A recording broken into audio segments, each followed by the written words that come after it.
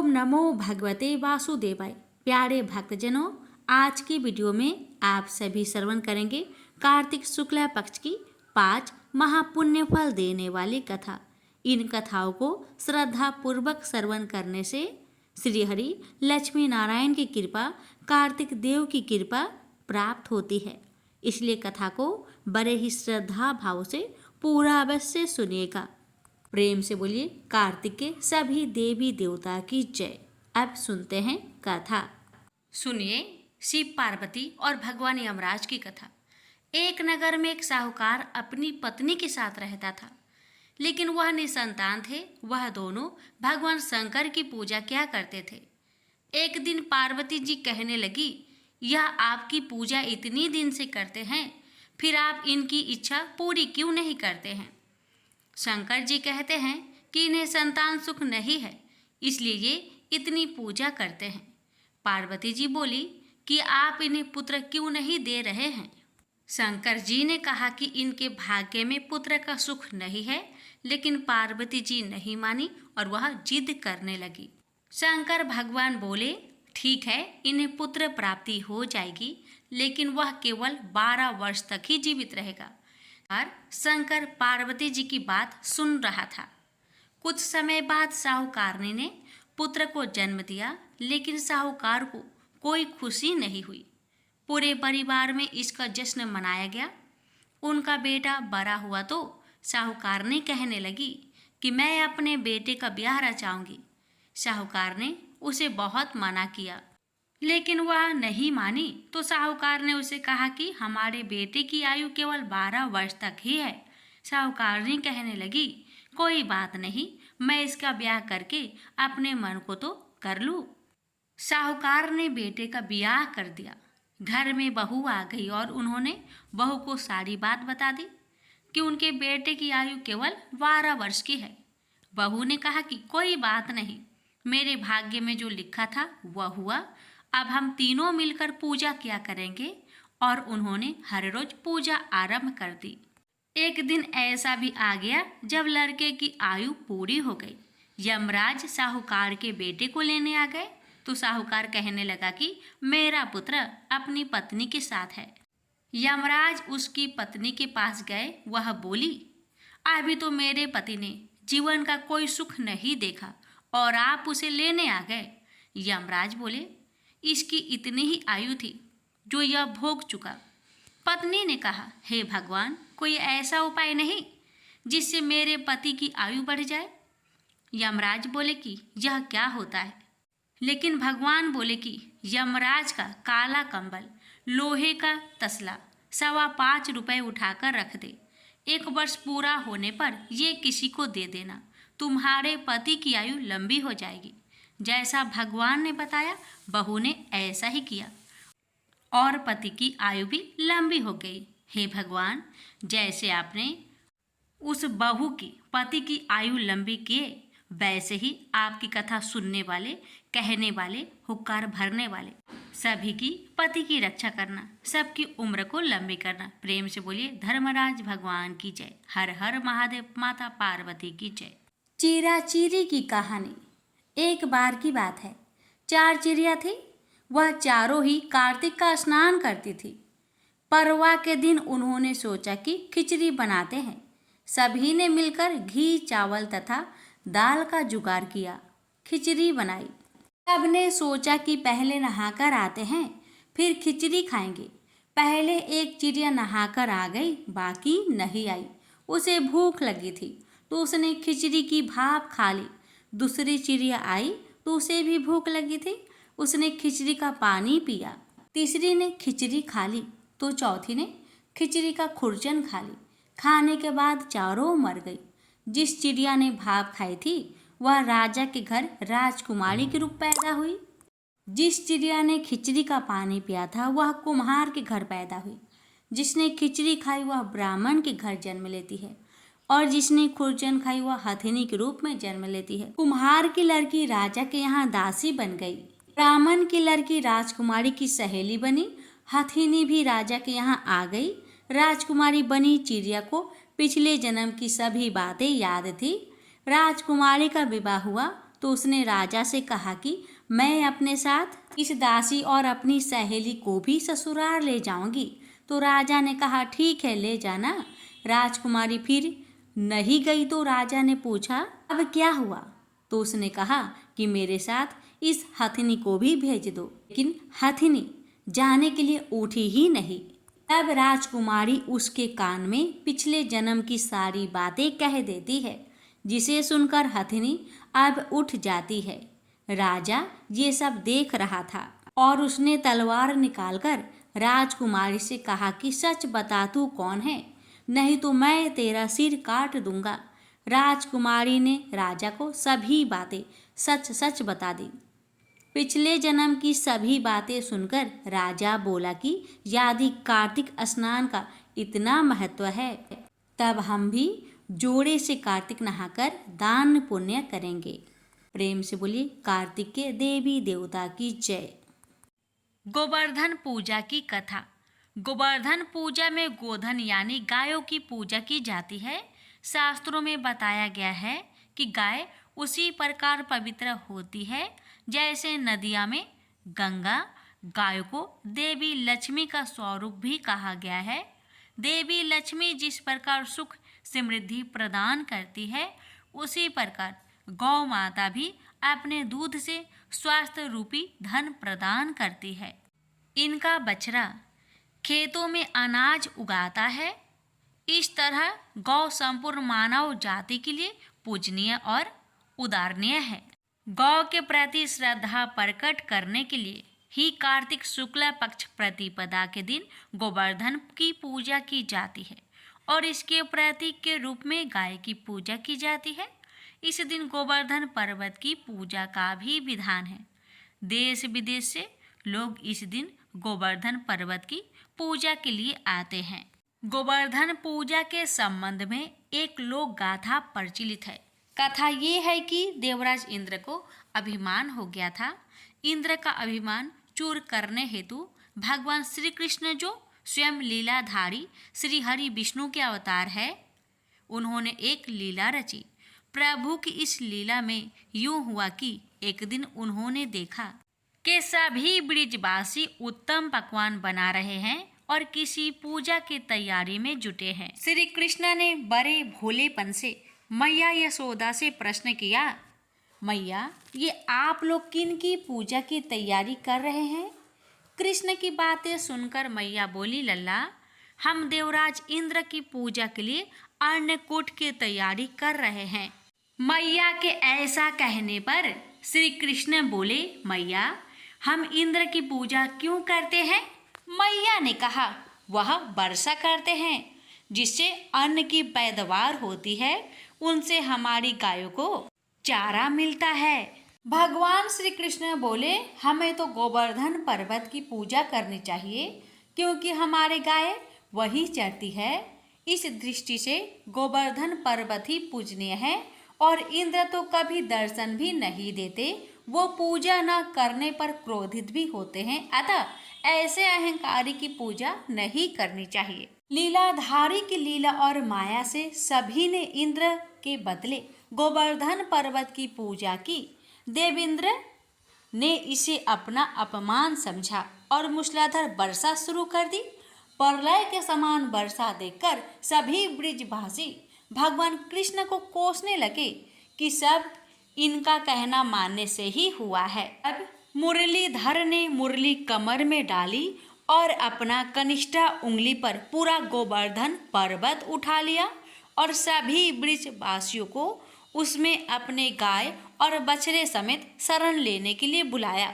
इंद्र कृष्ण की यह लीला देखकर और क्रोधित हुए, फलतः वर्षा और तेज हो गई इंद्र का मान मर्दन के लिए। तब श्री कृष्ण ने सुदर्शन चक्र से कहा कि आप पर्वत पर रहकर वर्षा की गति को नियंत्रित करें और शेष नाग से कहा, आप मेर बनाकर पानी को पर्वत की ओर आने से रोके। इंद्र लगातार 7 दिन तक मूसलाधार वर्षा करते रहे। तब उन्हें एहसास हुआ कि उनका मुकाबला करने वाला कोई आम मनुष्य नहीं हो सकता। अतः वे ब्रह्मा जी के पास पहुँचे और सब वृत्तांत कह सुनाया।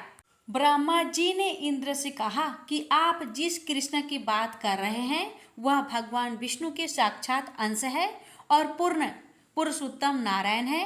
ब्रह्मा जी के मुख से यह सुनकर इंद्र अत्यंत लज्जित हुए और श्री कृष्ण से कहा कि प्रभु, मैं आपको पहचान ना सका, इसलिए अहंकारवश भूल कर बैठा। आप दयालु है और कृपालु भी है, इसलिए मेरी भूल क्षमा करे।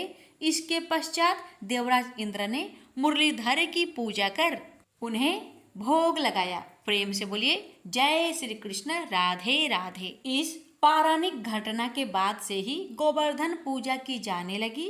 ब्रिजवासी इस दिन गोवर्धन पर्वत की पूजा करते हैं। गाय बैल को इस दिन स्नान कराकर उन्हें रंग लगाया जाता है व उनके गले में नई रस्सी डाली जाती है। गाय और बैलों को गुड़ और चावल मिलाकर खिलाया जाता है। भैया दूज की कथा।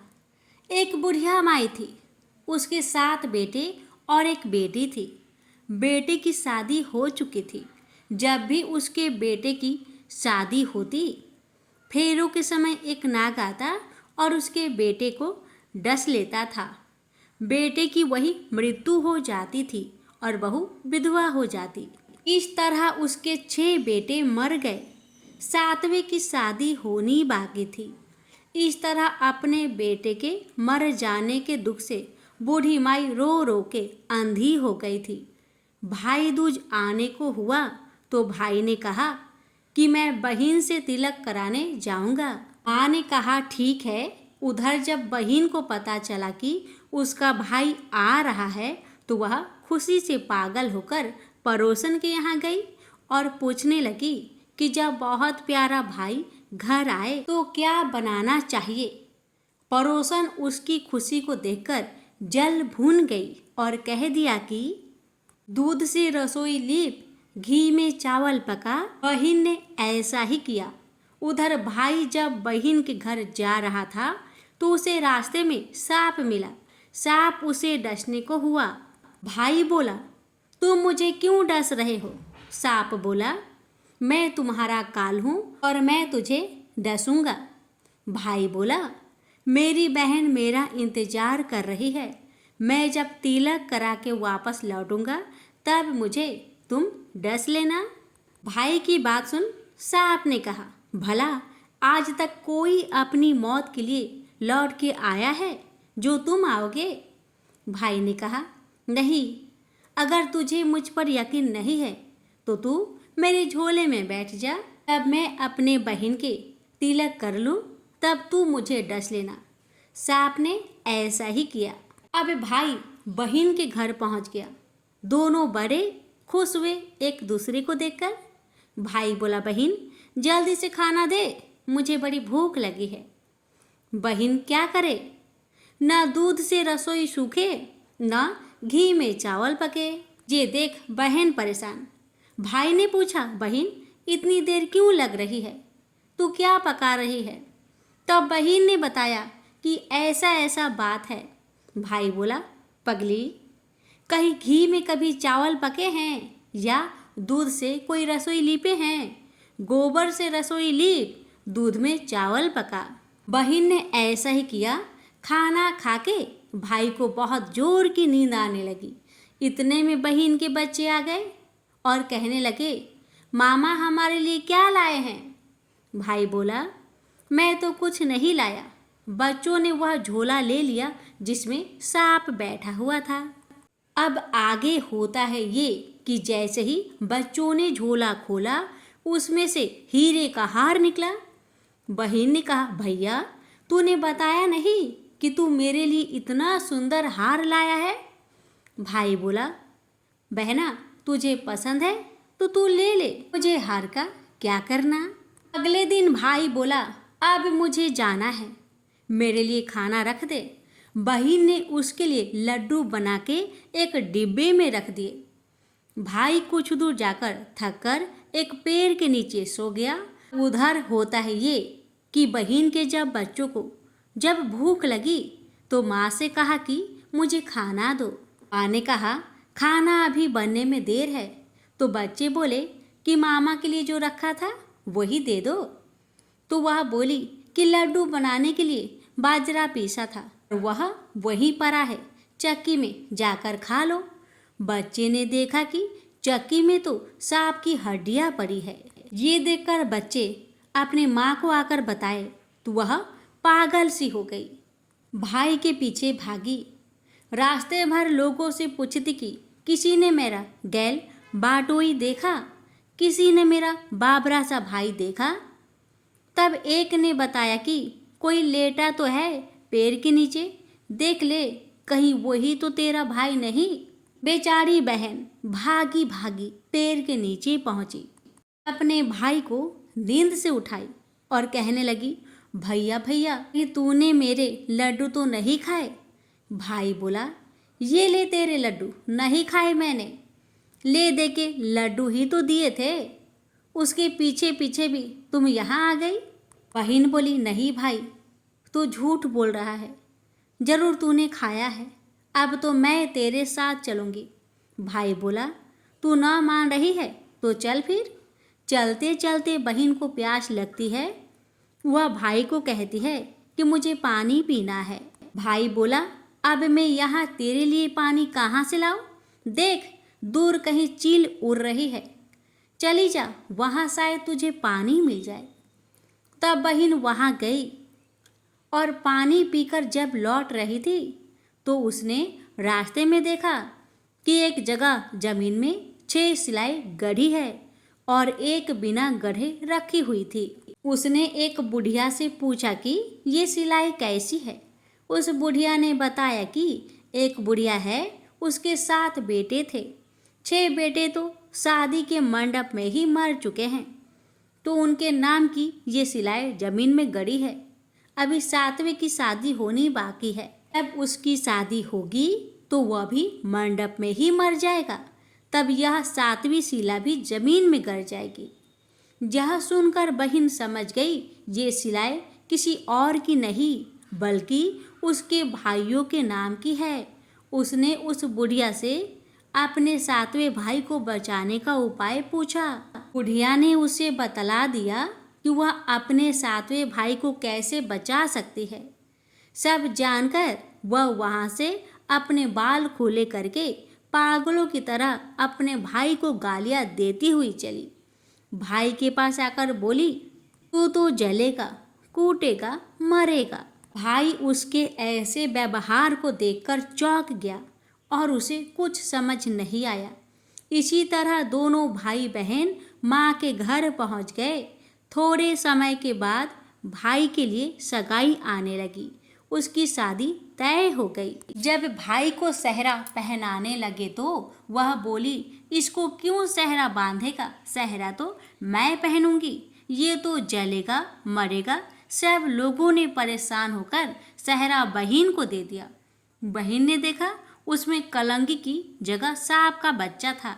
बहन ने उसे निकाल के फेंक दिया।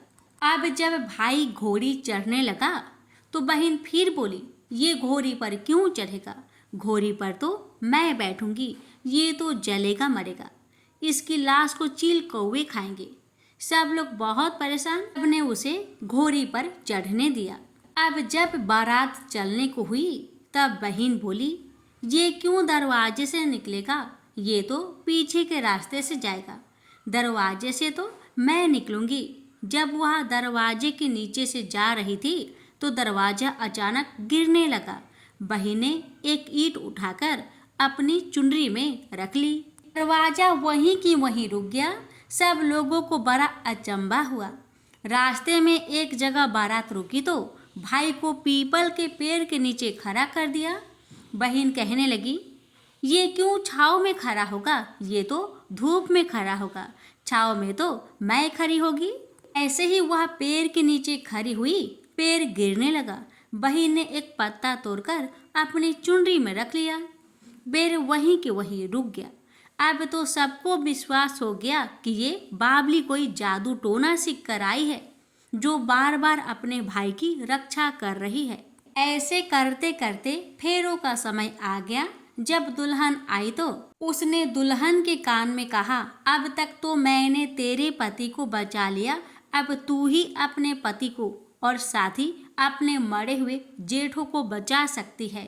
फेरों के समय एक नाग आया। वो जैसे ही दूल्हे को डसने को हुआ, दुल्हन ने उसे एक लोटे में भर के ऊपर से प्लेट से बंद कर दिया।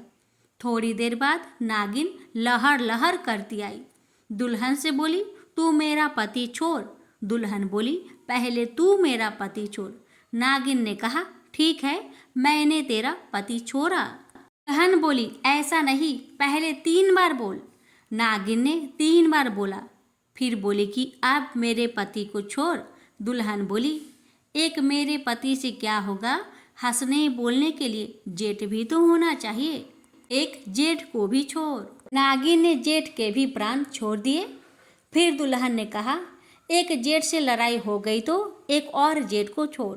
और इसके बाद बोली कि अगर वो विदेश चला गया तो तीसरा जेठ को भी छोड़। इस तरह एक एक करके दुल्हन ने अपने 6 जेठ को जीवित करा लिए। घर रो रो के बुढ़िया का बुरा हाल था कि अब तो मेरा 7वां बेटा भी बाकी बेटों की तरह मर जाएगा। गांव वालों ने उसे बताया कि उसके 7 बेटा और बहुएं आ रही हैं। तो बुढ़िया बोली, अगर यह बात सच हो तो मेरी आंखों की रोशनी वापस आ जाए और ऐसा सीने से दूध की धार बहने लगे। ऐसा ही हुआ। अपने सारे बहू बेटों को देखकर वह बहुत खुश हुई। बोली, ये सब तो मेरी बाबली का किया है। कहाँ है मेरी बेटी? सब बहन को ढूंढने लगे। देखा तो वह भूसे की कोठरी में सो रही थी। जब उसे पता चला कि उसका भाई सही सलामत है तो वह अपने घर को चली। उसके पीछे पीछे सारी लक्ष्मी भी जाने लगी। बुढ़िया ने कहा, बेटी पीछे मुड़ के तो देख, तू सारी लक्ष्मी ले जाएगी तो तेरे भाई भाभी क्या खाएंगे? अब बहन ने पीछे मुड़कर देखा और कहा, जो माँ ने अपने हाथों से दिया वह मेरे साथ चल, बाद बाकी का भाई भाभी के पास रहे।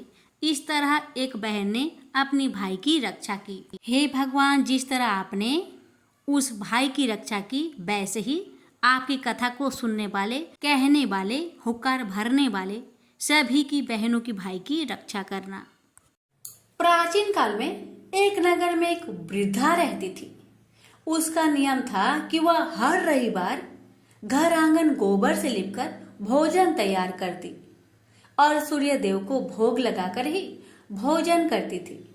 ऐसा व्रत करने से उसका घर अनेक प्रकार से धन्य धान्य से पूर्ण हो गया। श्री हरि की कृपा से घर में किसी प्रकार की विघ्न या दुख नहीं था। सब प्रकार से घर में आनंद रहता था। इस तरह कुछ दिन बीत जाने पर उसकी एक पड़ोसन, जिसकी गौ का गोबर वह वृद्ध लाया करती थी, विचार करने लगी कि यह वृद्ध सर्वदा मेरी गौ का गोबर ले जाती है, इसलिए अपनी गौ को घर के भीतर बांधने लगे।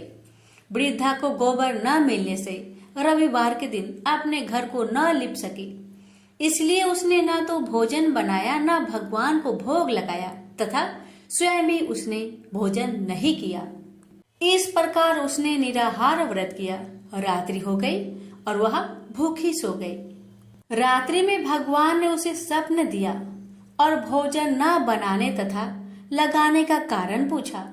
वृद्धा ने गोबर न मिलने का कारण सुनाया। तब भगवान ने कहा कि माता, हम तुमको ऐसी गौ देते हैं जिससे सभी इच्छाएं पूर्ण होती है, क्योंकि तुम हमेशा रविवार को गौ के गोबर से लिपकर भोजन बनाकर मेरा भोग लगाकर खुद भोजन करती हो। इससे मैं खुश होकर तुमको वरदान देता हूँ। निर्धन को धन और बाज स्त्रियों को पुत्र देकर दुखों को दूर करता हूँ तथा अंत समय में मोक्ष देता हूँ। सपने में ऐसा वरदान देकर भगवान तो अंतर ध्यान हो गए और वृद्धा की आँख खुली तो वह देखती है कि आंगन में एक अति सुंदर गौ और बछड़ा बंधे हुए हैं।